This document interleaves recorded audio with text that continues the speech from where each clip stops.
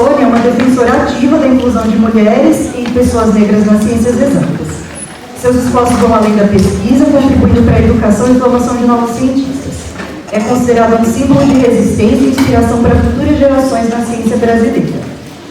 E a gente tem também a Bárbara Lopes, né, que é jornalista, mestre em Ciências Humanas e Sociais aqui pela UFABC. Desde 2013 atua na Ação Educativa, onde atualmente coordena um projeto de Gênero e Educação. É autora do livro Semeadores da Utopia, a história dos CEPs, Centro de Educação Popular do Instituto Sede Sapiense, coautora de Jovens e Direito à Educação, Guia para uma Formação Política e uma das organizadoras da coletânea Gênero e Educação, Ofensivas Reacionárias, Resistências Democráticas e Anúncios pelo Direito Humano à Educação. Atua com Educação, Gênero e Juventude.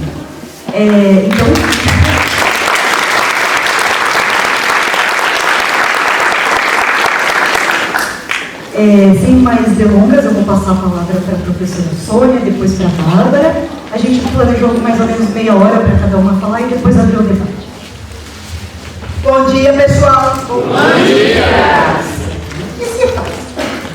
Bom, ofensivas antigênero, só que eu gostaria mais de colocar os desafios da inserção das mulheres, sobretudo as mulheres meninas negras, na área de STEM, ok? Bom, eu sou física, vocês não queriam que eu fosse falar outra área, então foi. Bom, a gente gostaria muito de ter muitas meninas negras e mulheres negras nas exatas, mas como é que começa a confusão toda? Como é que entra na faculdade? Que logo no primeiro ano tem cálculo 1. Como é que vocês estão? Alguém aqui é das exatas? Como é que foi cálculo 1 para vocês? Eu estou falando alguma mentira?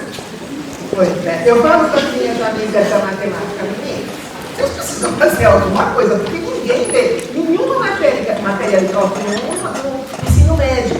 Alguma coisa tem que mudar, né? Mas em só, estudos apontam que houve um pequeno aumento na presença de mulheres negras no ensino superior entre 2016 e 2019. Eu estou pior que 2022 da que estava falando aqui antes. Passando de 2% para 16%, 9%. Porém, a diferença entre estudantes brancas é quase o dobro. Então, essas fotos aqui são sonhos. Deixa eu ver aqui como é que está a plateia. Sonhos. São sonhos. Uma menina daqui de São Paulo foi dar aula na Bahia porque ela achou, né? 85% da população é negra, ela achou que ia dar aula para negras e negros lá na Bahia. Pergunta para ela. Mas em soma, as coisas estão mudando. Devagarinho, mas estão. O MEC garante assistência para alunos permanecerem na graduação. Esses alunos recebem essa assistência, porque é bem legal, é lindo, né? Está dando tanto de dinheiro. Para quem será? Quem será que está recebendo esse dinheiro? Mulheres negras dobram participação nos cursos mais disputados do ProUni. Isso é legal. Esses cursos mais difíceis de entrar estão aumentando em mulheres negras. Na física, na engenharia e num instituto que eu conheço muito bem, não posso falar. Levantamento inédito feito pela Câmara, o número de agência pública mostra o aumento da diversidade do ensino superior. Olha aqui como é que estava em 2006 e como é que está em 2020.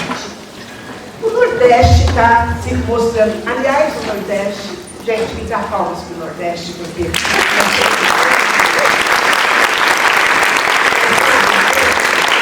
pessoas do Nordeste vinham para São Paulo para trabalhar. Eu vou começar a ver gente indo embora para casa, porque lá a oportunidade está sendo melhor. O Nordeste está com resultados bem melhores. Em 2020, 30% das bolsas destinadas a mulheres negras foram para o Nordeste, 30% foram para o Nordeste. Isso é maravilhoso. Só vou trocar o óculos, eu troco o óculos.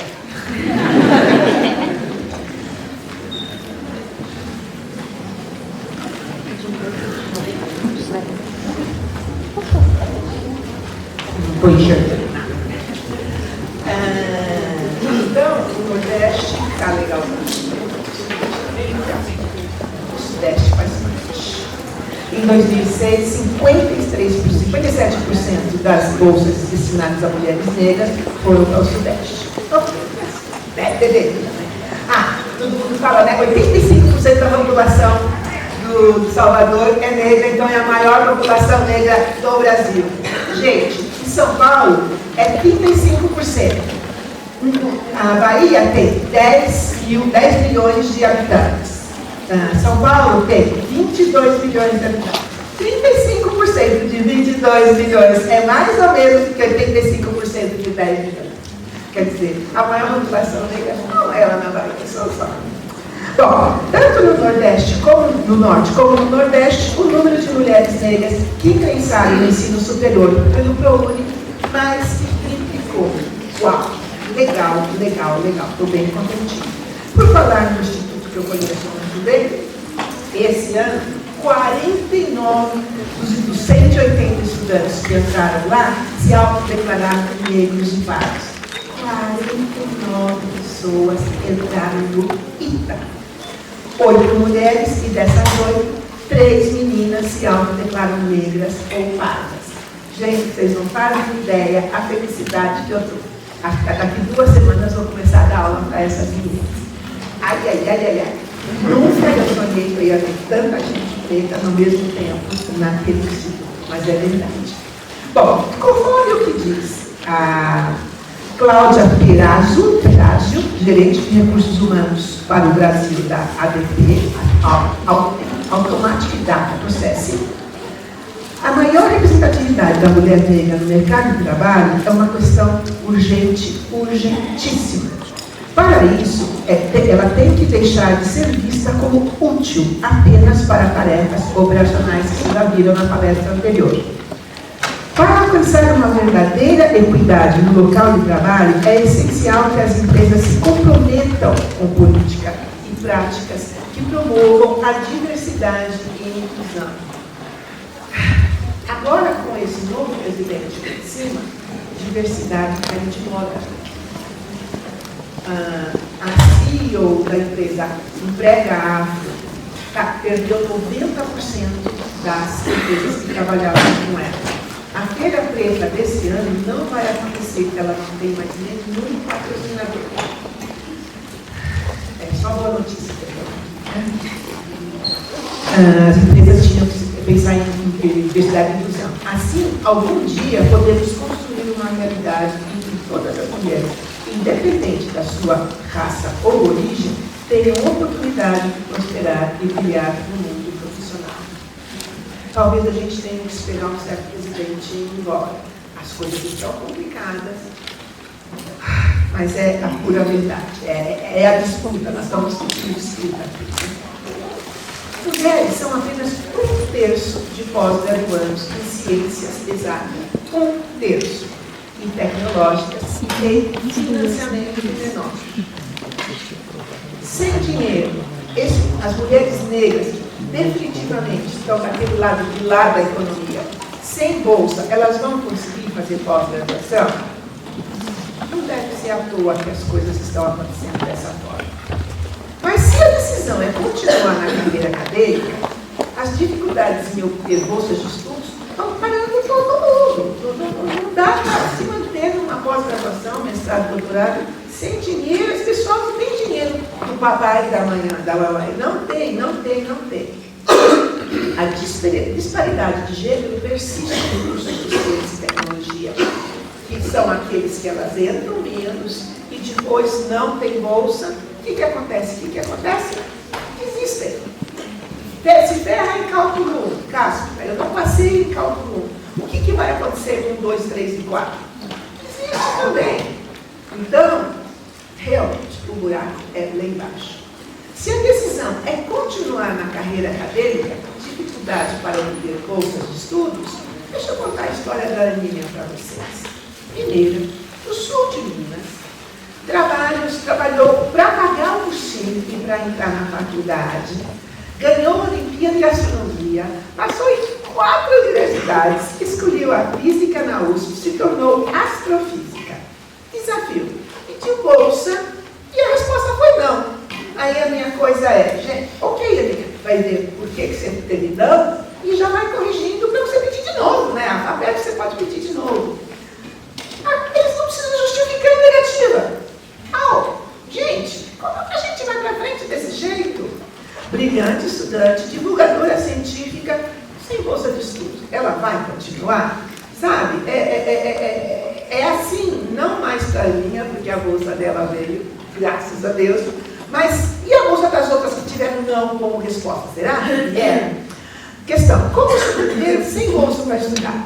Onde uma astrofísica pode trabalhar? Que é outra pergunta, né? Ok, astrofísica, o que ela vai fazer? Porque, por exemplo, poderíamos conseguir para ela um estágio. Bom, uma astrofísica pode trabalhar em observatórios, institutos de pesquisa, empresas de tecnologia avançada, órgãos governamentais, difusão científica, empresa, museus e planetários. Mas aí ela vai conseguir fazer uma pós-graduação trabalhando nesses lugares. Esses lugares vão permitir, vão dar tempo para ela fazer a pós? Esses são os desafios. Uma outra coisa que eu gostaria de mostrar aqui. Uma vez obtidos o mestrado e doutorado, falta a oportunidade de contratação. Existem pessoas com doutorado, segundo doutorado, especialização, terceira, quarta, quinta especialização e nunca conseguem um trabalho fixo. Sabe, viver de bolsa para o resto da vida é legal. Existem universidades nesse país que até hoje não tem uma única professora de física do gênero feminino que tirar negra. Quer dizer, tem que mudar alguma coisa, não é, pessoal? Alguma coisa não está precisando. Nós estamos em 2025, Cássio. Né? A Carneane, por exemplo, maranhense, do sul do Maranhão, filha de mãe solo, e mãe, ela gosta de botar em letra maiúscula, porque essa mulher é poderosa, formada em física pela Universidade Federal do Maranhão, comeu um ponto, já amassou por ser negra, por ser mulher, denunciou o desgraçado e nada aconteceu, e agora ele está denunciando ela. Mestrado e doutorado pela Universidade Federal de Santa Catarina com a orientadora mulher, porque ela aprendeu a lição.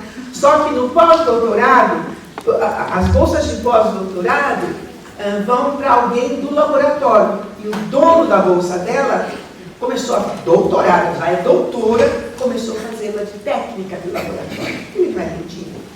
Contribuições: desenvolveu uma pilha que armazena energia em excesso produzido por exemplo, células solares, energia eólica, uma pilha única que faz um trabalho maravilhoso e pode funcionar, por exemplo, quando não tem sol ou quando não tem vento. Genial, né? Mas o que aconteceu com ela? Está morando em Portugal, em Braga, porque aqui simplesmente não tinha oportunidade para ela. O que aconteceu em Braga? Um coleguinha de trabalho tentou sabotar a pesquisa dela. Pior, a sabotagem foi tão feia que, graças a Deus, ela tinha ido ao banheiro, quando a coisa explodiu, ela não estava ali, mas ela poderia ter se machucado seriamente.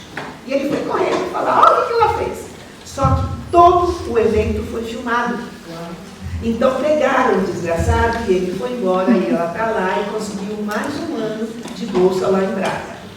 E quando essa bolsa acabar, o que vai acontecer com ela? Aqui vai ter oportunidade para ela, sabe? Teve que trabalhar, trabalhando lá. Aqui não tem oportunidades. O pessoal, o Brasil investiu em graduação, mestrado, doutorado, Brasil, ela fez tudo isso no Brasil, e na hora de conseguir um trabalho, não existe trabalho para ela. Gente, dá para ser assim? Dá. A gente consegue se manter assim? Quantos motoristas de Uber? Nada. Quantos motoristas de Uber será que tem por aí com doutorado em alguma coisa? Lamentável, né? Mais do que isso, agora tem tecnologia da informação. As mulheres são minoria nesses cursos, mas deixa eu contar para vocês. No começo, embora elas representem 60% dos estudantes que concluem a graduação no país, a fatia é de somente 15% entre os formados em tecnologia da informação e computação.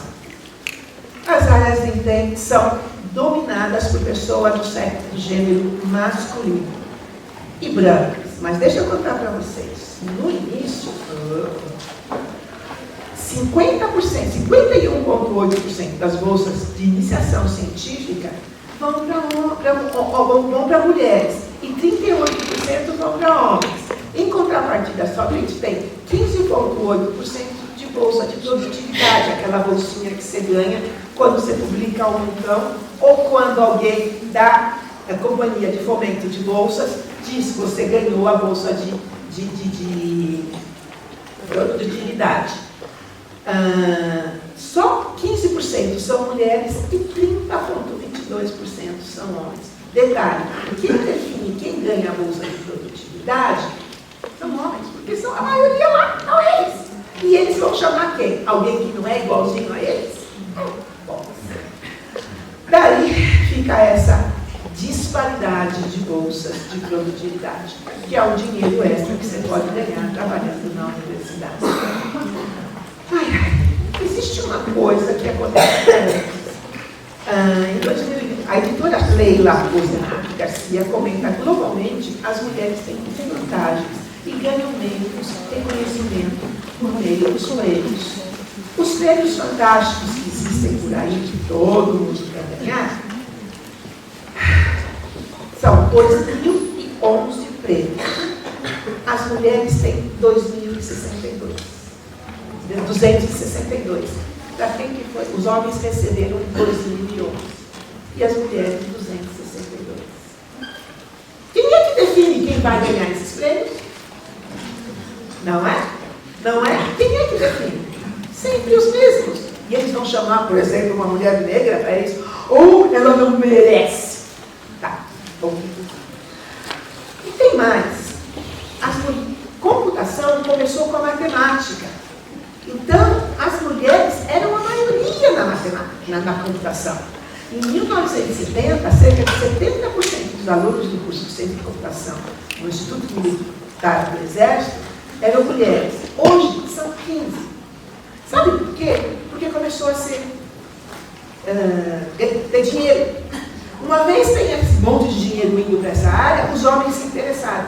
E aí começaram a dizer: não, vocês não são capazes, mulheres, tchau, vocês não devem ir para essa área. Quando os jogos começaram a se popularizar, acabou ficando estigmatizado como coisa de menino. Já viu, né? Coisa de menino, menina não pode. Já no início dos anos 1970, era tudo muito abstrato, ninguém tinha computador em casa, então computação tinha mais a ver com matemática, e o curso de matemática tinha mais meninas do que o da computação. O curso de computação não era muito ligado com a tecnologia inicialmente, porque a gente não tinha computadores pessoais. Isso mudou bastante, agora o curso entende a tecnologia do que a matemática. Aí as mulheres foram excluídas. Porque as mulheres desapareceram dos cursos de computação. A licenciatura é um curso que forma professores para ser professor. Como foi uma carreira majoritariamente feminina, até hoje ainda é de meninas. Por isso, quando criaram bacharelado em ciência da computação, as mulheres, não, isso aí já não é mais para vocês. O cenário mudou quando a carreira ficou interessante. Com muitas vagas e excelentes salários até hoje, ela acabou atraindo mais homens e esses excluem as mulheres. Esse foi o caso de Maria Elizabeth Bruno Vivian, que se formou na primeira turma de Ciência da Computação do Instituto Militar do Exército. Instituto de Matemática, não, isso aqui é o INE da Matemática. E foi professora no mesmo instituto. Desde cedo, ela sabia que queria fazer computação, mas o curso ainda não existia quando se matriculou em licenciatura. A transferência só ocorreu no segundo semestre de 1971. Na época, a área era novidade e não se tinha ideia de quão competitiva se tornaria. Bom, vamos ver o que as meninas negras estão publicando com relação a meninas negras na área de Ciência, Tecnologia, Engenharia, Artes e Matemática. O 13º organismo romano, você tem que pensar, né? Aquela Congresso Brasileiro de Pesquisadores Negras, pesquisadores e pesquisadoras negros e negras. Agora tem que tomar cuidado, né? Quando você começa a colocar o negócio do feminino, você toma expulsado aqui só porque eu estou colocando a parte, como é que é? A linguagem neutra, act. Bom, o que as meninas negras estão escrevendo no Copérnico? E eu não sou cientista, mulheres negras na esquerda. Existe uma mulher que lutou contra o feminismo, que despertou o feminismo branco nos Estados Unidos. Por ela ser negra, ela aparentemente não era incluída no movimento. Aí o que ela disse? E eu não sou mulher? E aqui é só uma paródia dessa Harriet, alguma coisa se chamou essa mulher. E aqui é só uma paródia da Thaís, Daniele e Amanda publicando no Copérnico. Também rompendo o silêncio, a escrevência de uma professora negra de matemática no ensino superior. Sabe? Negra e matemática, o que ela está fazendo lá? Não. Ela é mulher negra, matemática, ela pode, ela é capaz. Mulher negra e produtora de conhecimento, ações e reflexões na formação docente. A Janaína, negra, falando também de reflexões da mulher negra no conhecimento. Exu, que é um ente do candomblé, Exu é o deus africano mais inteligente que existe. Uma vez, ele, há 6.000 anos atrás, Exu disse: eu joguei hoje a flecha que atingiu o meu inimigo ontem, que é exatamente a lei da relatividade de Einstein, do que ele só falou isso agora, no século passado. Exu já entendia de física quando ele existiu há 6.000 anos atrás. Então, aqui vem Exu e os números primos. Em quais encruzilhadas eles se encontram? Quem é contra a religião, contra a candomblé, assim tudo. Exu é realmente importante nas ciências africanas. Cadê a cientista que sempre esteve aqui? Reflexões sobre gênero e ciência. Não sou só eu, não são só os números, as publicações que têm saído no Congresso de Pesquisadoras e Pesquisadores Negras e Negros também está colocando essa exclusão e esse pequeno número que está aparecendo na nossa realidade científica, na nossa realidade de tecnologia, matemática, enfim. Muito bem, uma vez inseridas, as mulheres, sobretudo mulheres e meninas negras nas áreas, o que fazer para terem sucesso? Porque chega lá e depois não consegue nenhum trabalho, como a Karina.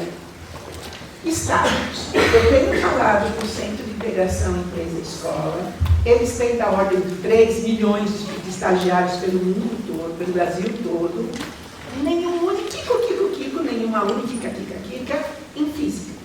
Aí eu perguntei para eles, mas que diabo vocês não têm estagiários ou estagiárias em física? A pergunta foi, mas o que a física faz? Então, físicas e físicos, está na hora de começar a sair para fora e colocar, quando vocês estiverem fazendo as vossas Instagram, Face, essas coisas todas que vocês fazem todos os dias, explicar o que é física, explicar o que vocês fazem, explicar o que vocês são especialistas no quê, mas de uma forma que uma criança de 8 anos entenda. Porque se você ficar falando fisiquência, só outro físico vai entender. Quer saber quantos físicos ou físicas CEOs existem no Brasil? Faça uma conta. Então, convém fazer a coisa bem simplinha, para conseguir oportunidades. Eu e um grupo de físicas e físicos negros estamos organizando o primeiro workshop de físicas e físicos afrodescendentes, Brasil e América, que vai acontecer 3 a 5 de dezembro na Bahia, em Salvador.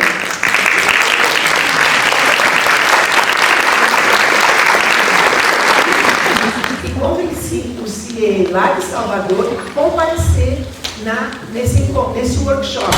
E agora eu vou botar um monte de física de físicos negras e negros lá na frente, para falar para eles, colocar para esse pessoal do CIE o que eles fazem, o que eles são capazes de fazer, quais os equipamentos que eles podem operar. E são muitos, eles e elas, e são muitos.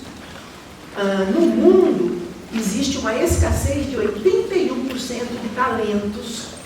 Isso significa que a cada 3 empregadores, cada 4 empregadores, 3 não conseguem arranjar alguém para contratar. No Brasil, essa escassez é de 75% no mundo, 81% no Brasil. Qual será a cor e o gênero desses talentos que eles estão procurando? E por que será que eles não procuram esses talentos na física? De novo, porque eles não sabem o que a física faz. Então, gente, nós temos um trabalho para fazer nesse futuro, caso vocês queiram um trabalho legal, com um salário maravilhoso, e não queiram ser bolsistas para o resto da vida. A menos que vocês queiram ir para a academia. Então, mestrado, doutorado, fazer concurso, fazer concurso. Contratos em empresas públicas e privadas. E, de novo, falar para eles o que a física e o físico faz. Porque engenheiras e engenheiros a gente já sabe. Mas eles não estão achando gente para contratar. Então vamos mudar um pouquinho de leis. Editais para concursos públicos em escolas, centros de pesquisa, universidades, com cotas para mulheres. Porque não é um pingo. Uma menina física, negra, trabalha numa empresa, ela, a supervisora dela e mais uma pessoa do gênero feminino. Acabou. O resto é tudo homem. Com cotas para mulheres e nas cotas raciais, mulheres negras que sejam incluídas, por favor. Divulgar as qualificações que uma pessoa que se formou em física tem. Porque não é só, sei lá, uma coisa teórica, física, mas não, eles sabem, as físicas e os físicos aprendem a usar equipamentos que podem ser usados em várias empresas. Eu dei uma palestra parecida com essa na Universidade Federal da Bahia, na Universidade Estadual de Feira de Santana, e um menino trabalha na botânica, no boticário, para analisar força de fio de cabelo. Ele analisa o fio, faz o tratamento que o boticário está expondo e analisa o fio depois do tratamento novamente.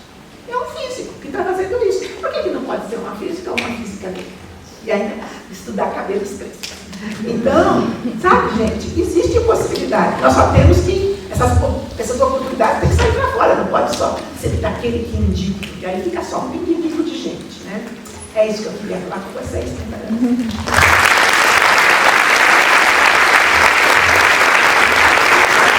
Oi, gente, bom dia. Eu queria começar dizendo que já faz um tempão, né, que a gente estava nessa conversa aqui, que tinha surgido o convite para estar aqui, então eu estou já há muito tempo ansiando por esse momento, assim, eu estava assim, esperando com muita vontade de que chegasse logo o dia. Eu estou muito feliz que esse dia chegou, né, de eu estar aqui, né, em parte porque é isso, né, eu fiz o mestrado aqui, então voltar para cá é sempre uma alegria, em parte porque quando eu falei que eu ia estar numa mesa com a Sônia Guimarães, as minhas colegas ficaram todas admiradas, assim, eu ganhei já vários pontos de crédito, né, por causa disso, foi dividir a mesa com a Sônia. E também porque, assim, é um tema, né, esse tema das ofensivas antigênero é um tema que eu venho atuando nele, né, na ação educativa, mas também fora. A gente também é um tema que estava na minha cabeça há muito tempo, então eu fui muita coisa pensando. Eu achei que seria um momento muito legal para conseguir elaborar algumas ideias, compartilhar com vocês, né, e depois a gente poder seguir numa conversa, né, não só agora aqui, né, no momento aqui do debate, que não tem um pouco mais restrito, mas ao longo aqui do evento, né, ao longo do seminário. Então, queria agradecer o convite, agradecer a Bruna, a Jéssica, a Mariana, né, e parabenizar, porque a realização desse seminário é um feito que eu acho que é fundamental para a gente, né, estar justamente nesse eixo aí de pensar, né, as ofensivas antigênero e as resistências. Eu queria começar falando que o gênero ele tem sido, né, essa ponta de lança, né, de uma ofensiva muito profunda profunda, né, muito forte que vem sendo feita em relação à educação, né? O gênero está nessa ponta, né, tem sido essa primeira linha de ataque, de um ataque que abre para uma série de coisas, para uma série de projetos autoritários. E aí, eu estava meio pensando nisso, e uma das coisas que me chamou a atenção recentemente é o seguinte: eu estava lendo um texto em que ele fala assim, cita, né, um pouco do discurso que se tem em relação a esse pânico moral, né, que envolve educação, que envolve gênero, mas que também envolve, né, um discurso anticomunista, um discurso anti-esquerda, né? E aí, né, fala assim, esses socialistas terríveis, eles querem destruir as famílias, tirar as crianças de seus pais. E o que é mais interessante dessa citação é que é uma citação de 1899. Né? É da Krupskaya, né? Que então ela depois vai estar lá na Revolução Russa, né? Vai estar ali na construção da pedagogia socialista, mas em 1899, esse discurso, esse pânico, ele já estava ali presente. E eu fiquei, inclusive, também ouvindo, né, na mesa da manhã, e estava ficando pensando nisso, né, que é isso, assim, a ideia de que a gente possa ter um espaço em que as crianças convivam, né, em que as crianças e adolescentes possam conviver, possam estar lá, e que a gente possa também ter a escola como esse espaço de cuidado, e que isso também, de uma certa forma, também libera, né, as famílias, e especificamente as mulheres, né, por um tempo, que isso já gera um tipo de ansiedade, né, que é essa coisa, não, então vai destruir a família, né, então você está interrompendo algo, né, de uma ordem natural. Então, e eu acho que é um pouco essa mesma ansiedade que ainda é muito colocada hoje quando a gente está vendo um discurso antigênero na educação, né, essa ideia de que vai destruir a família, enfim, né, que querem tirar as crianças e, enfim, né, transformá-las, né, então ela vai se alimentando dessa ansiedade, mas também vai colocando uma série de outros elementos, né. A gente tem, né, assim, né, acho que quando a gente pensa na ofensiva antigênero no mundo, né, e também na nossa realidade específica do Brasil, né, a gente tem essa atuação por meio da implementação do medo, e junto com isso, né, um ambiente de paranoia, de perseguição, essa coisa de que a professora, quando entra na sala de aula, está ali já pensando se alguém vai estar ali, se vai estar alguém filmando, se vai ter alguém gravando, se vai ter alguém para denunciar. Né, e de fato tem gente que está ali também preparada para de fato denunciar, e a gente tem visto casos muito brutais, muito violentos, né, de perseguição a pessoas nas escolas, e o quanto que isso vai corroendo, né, os vínculos, né, como isso vai corroendo os laços sociais que são possíveis na educação, né. Então você vai tratando cada vez mais, né, uma escola em que a gente não pode baixar a guarda, que a gente não pode confiar em quem está perto. E, junto com isso, então, você vai também abrindo uma série, umas outras frentes, né, que são essas outras frentes que também estão muito ligadas a essa perspectiva da militarização das escolas, de vigilância, de implementação de controles por meio de tecnologias de vigilância, né, então, câmeras, reconhecimento facial, né, então, a gente tem todo uma ofensiva que vem se dando também nesse sentido, né, a militarização, ela tem sido algo que enfim, tem estado muito no centro, assim, do meu trabalho, a gente olhar para isso, né, e pensar como que isso também está articulado a um contexto de hipertrofia, né, das políticas de segurança e de defesa, de aumento, né, dos orçamentos para essas áreas, né, um domínio da militarização em várias esferas da vida, e que eu acho que tem ali, né, esse momento muito emblemático e grave, que é o genocídio, né, na Palestina. Acho que quando a polícia que entra na escola, ela também representa parte desse mesmo projeto, né? E é muito baseado, então, nessa ideia de que uma escola mais autoritária é uma escola que vai ser capaz de manter o controle, né, daqueles estudantes, e aí a gente também sabe, né, quem que são as pessoas que a sociedade precisa controlar,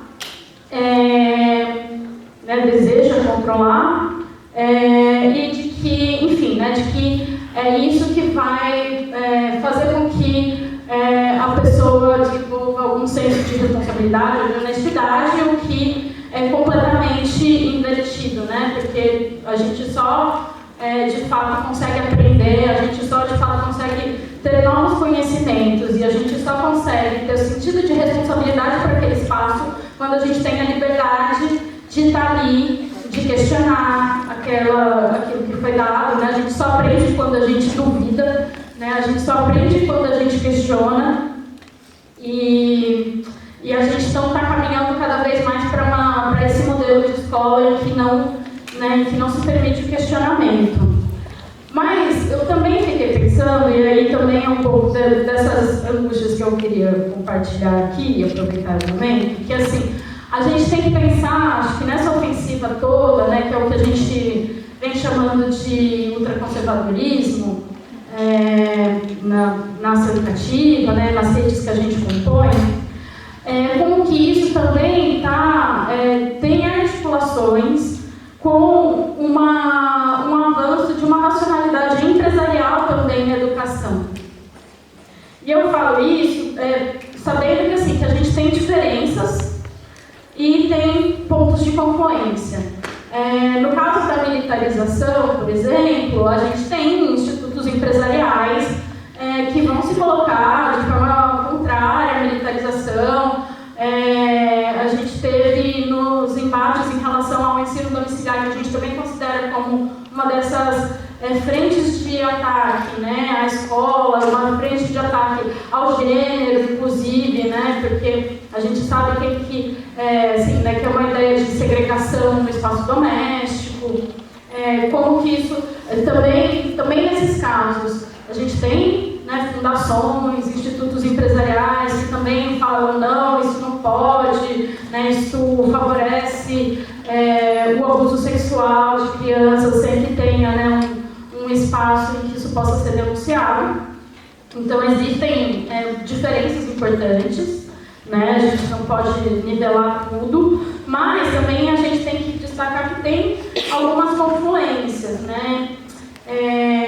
Essa racionalidade empresarial, né, ela parte de um discurso de que os jovens são apáticos, estão desinteressados na educação, e aí o que tem sido colocado como solução tem sido a questão do tempo integral, que foi comentada inclusive na mesa anterior, e acho que tem sido a grande receita, assim, né, a grande meta política, que quando a gente pensa principalmente, né, em adolescentes, jovens e na educação de jovens e adultos, a gente está falando de uma medida que exclui quem trabalha, que precisa trabalhar na escola, mas que também coloca essa escola como essa instituição também de controle por muito mais tempo, né? Você acaba tendo menos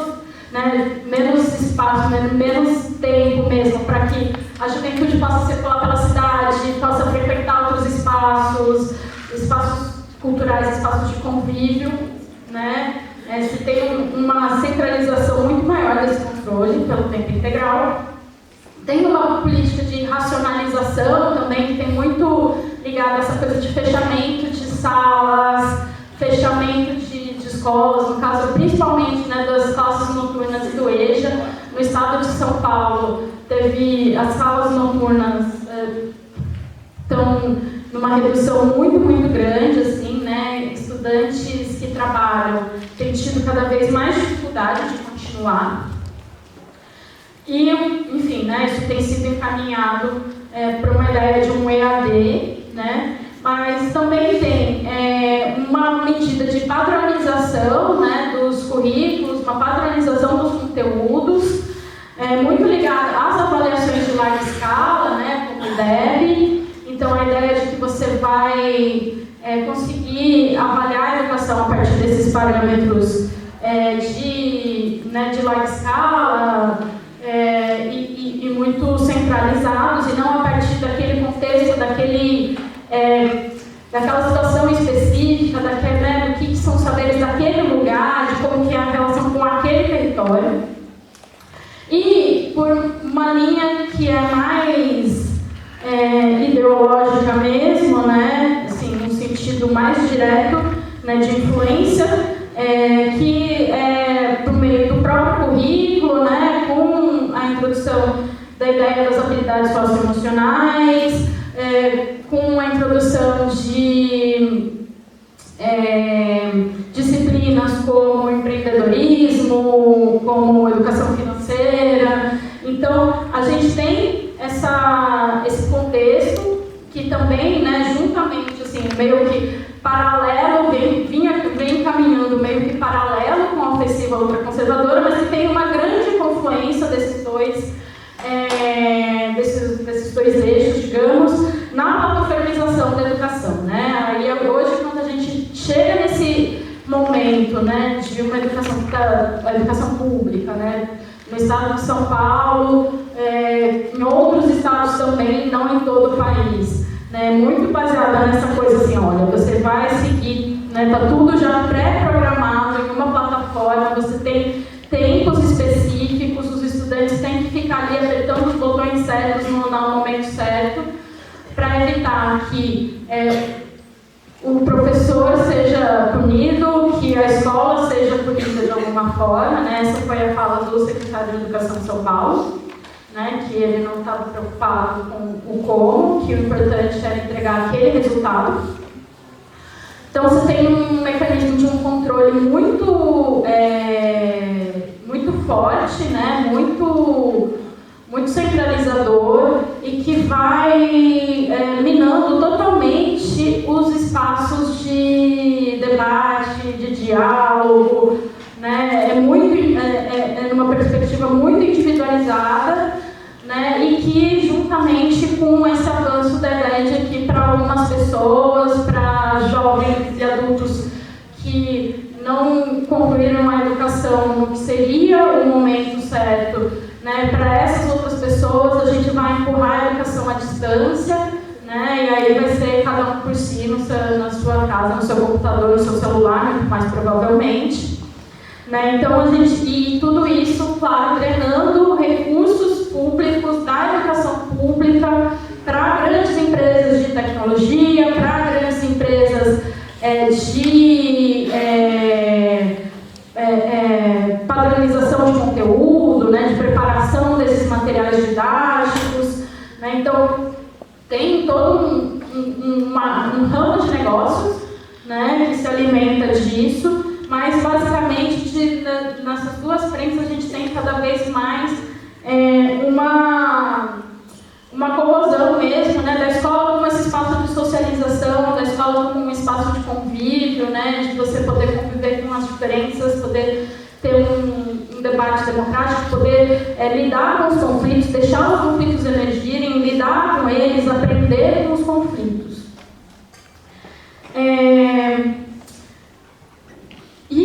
Mas assim, isso tudo eu acho que dá conta um pouco da gente falar um pouco do contexto, mas eu acho que também a gente, para falar disso, a gente também não pode romantizar o que seria a escola sem essas frentes, sem esses ataques, assim, né? Como se antes a gente tivesse, né, uma escola, nessa escola do conflito, como se esse projeto de fato tivesse se realizado, né, plenamente.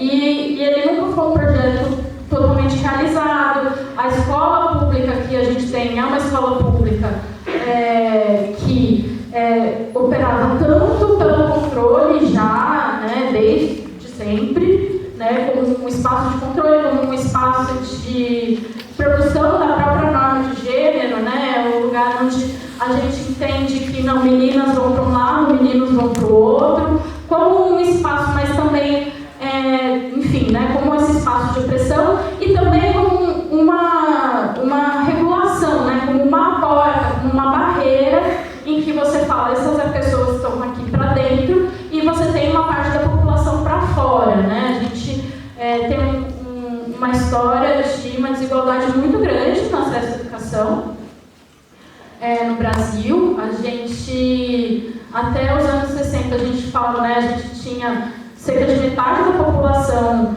analfabeta, né, que não tinha tido nenhuma escolarização, né, a gente vai ter uma mudança, né, uma ampliação da escolarização, né, na segunda metade do século XX, né, algo muito recente,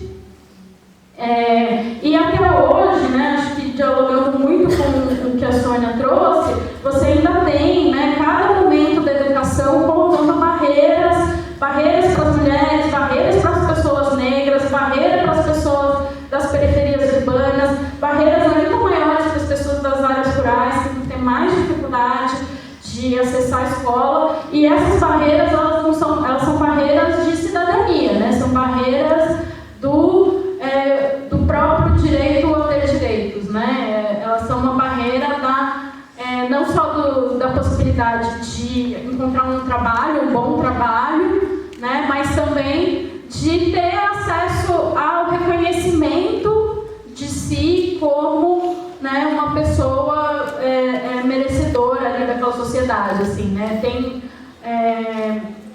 o texto do Florestan Fernandes, em que ele fala da trajetória dele, ele fala de quando que ele vai, né, estudar, né, já num curso, né, de jovens e adultos.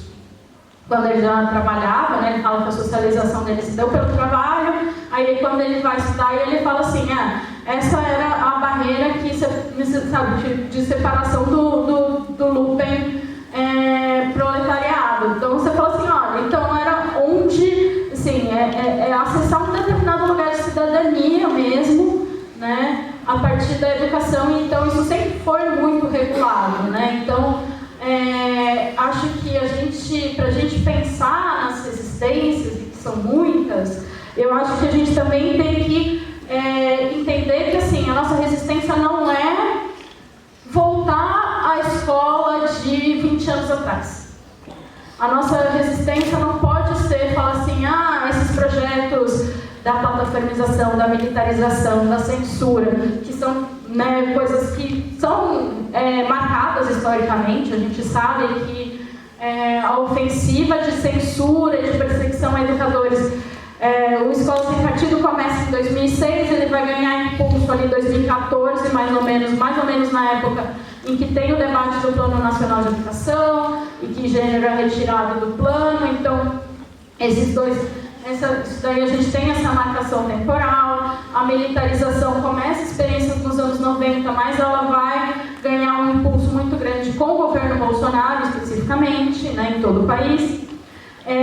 A plataformização é ainda mais recente, né? Então a gente tem projetos que são marcados, e é importante a gente saber que não foi sempre assim, mas a gente também não pode achar que que a nossa resistência é salvar do jeito que está ou do jeito que estava, né? Eu acho, e aí, enfim, caminhando um pouco aqui, o que a gente tem pensado, assim, que eu tenho tentado pensar, é que, para além do nosso esforço, e a gente tem feito muito esforço para barrar retrocessos, para minimizar os danos desses retrocessos, que a gente também possa fortalecer fortalecer as nossas imaginações sobre a escola que a gente quer, e que a gente possa fortalecer as experiências concretas que a gente tem de outras práticas educativas, práticas emancipadoras, práticas libertadoras, seja dentro da escola formal, né, da educação formal, nos momentos em que a gente conseguir fazer isso, no momento que a gente conseguir apoiar as comunidades escolares que estão tentando fazer outra coisa, seja fora também, né, dessa educação formal, e também então fortalecer também os nossos espaços de educação. Então, né, os cursinhos populares como uma experiência que vem fazendo, né, práticas educativas diversas, e que a partir disso, né, como que a gente vai também fomentando, né, um pensamento crítico, um pensamento questionador. Então, fortalecer esses espaços. E acho que a experiência aqui do Núcleo de Estudos de Gênero, da organização desse seminário, eu também coloco muito nessas experiências que a gente pode ter, para a gente ter, para a gente de fato falar, olha, não é só que a gente não quer isso daí, a gente quer alguma coisa, a gente quer uma educação crítica, uma educação questionadora, a gente quer uma educação que pense em cada aspecto, né? Assim, eu fiquei muito impressionada aqui com a organização do seminário, né? De pensar com muito cuidado como que a gente acolhe, né, as diversas pessoas que a gente espera que estejam aqui, né? Como que a gente acolhe as diferenças, as diversidades, né? Então, né, como que isso está para além da programação, como isso também está na infraestrutura, né, de um espaço educativo. E, enfim, aí eu acho que eu vou finalizando com isso, assim, né? Acho que, então aqui a gente tem esse momento, essa experiência que eu queria valorizar muito. Para a gente também, então, né, fazer também esse convite para a gente continuar esse diálogo.